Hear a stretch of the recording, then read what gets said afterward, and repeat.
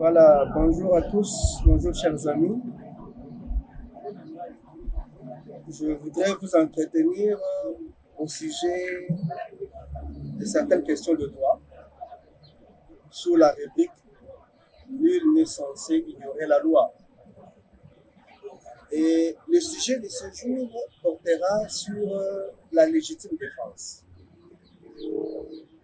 D'aucuns parlent de la légitime défense de façon générale dans notre communauté.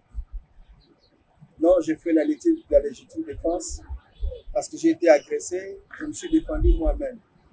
Et pourtant, il y a un principe de droit sacro-saint qui dit nul ne peut se faire justice. Il y a des institutions qui sont établies pour devoir faire justice. N'est-ce pas? Ce sont les cours et tribunaux.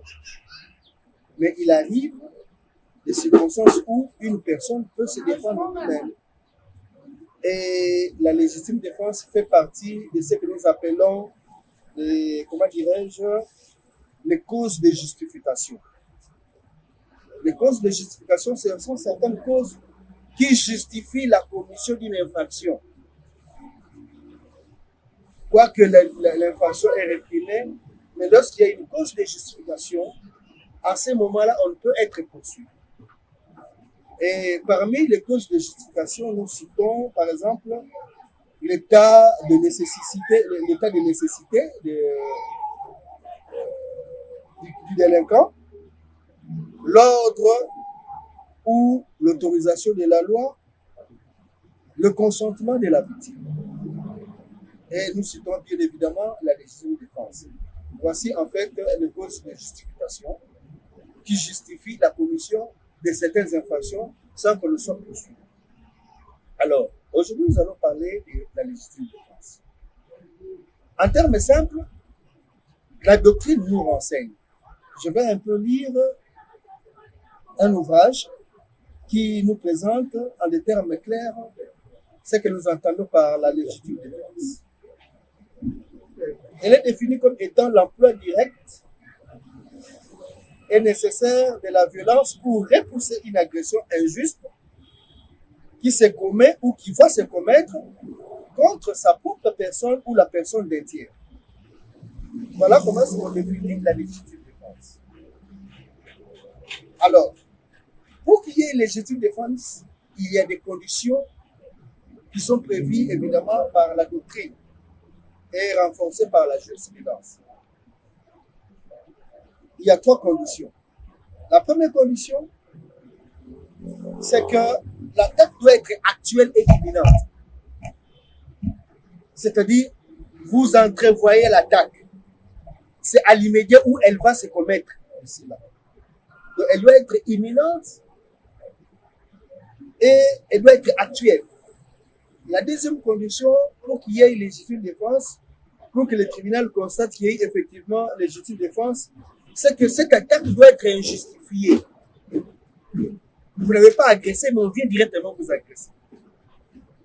Et la troisième condition, c'est le recours de la force comme seul moyen de se protéger ou de protéger un tiers ou autrui. Voici les 3 conditions qui sont exigées pour établir la légitime défense. Alors, s'agissant de l'attaque ou de l'agression actuelle,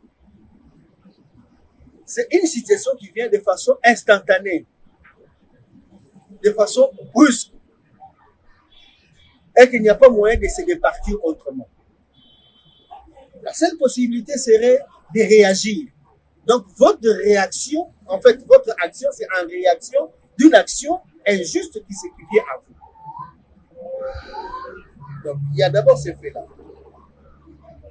Le deuxième élément, comme nous l'avons dit, il faudrait que la cause soit injustifiée. Vous n'avez agressé personne, mais c'est quelque chose qui vient de façon impromptue. La troisième condition, c'est que la seule manière de pouvoir faire obstacle à cette agression, c'est utiliser la force. Mais là aussi, il y a des éléments qu'il faut tenir en compte. Il ne faudrait pas que la réaction que vous réalisez soit disproportionnelle à l'action qui est faite. Si votre attaque est plus forte que l'agression, Il n'y a pas lieu de légitime défense. C'est comme si c'est comme par exemple le cas où un enfant viendrait vous agresser avec un couteau. Vous le tuez et vous dites que c'était la légitime défense. Cela ne compte pas. Voilà un peu de façon ramassée ce que nous entendons par la légitime défense.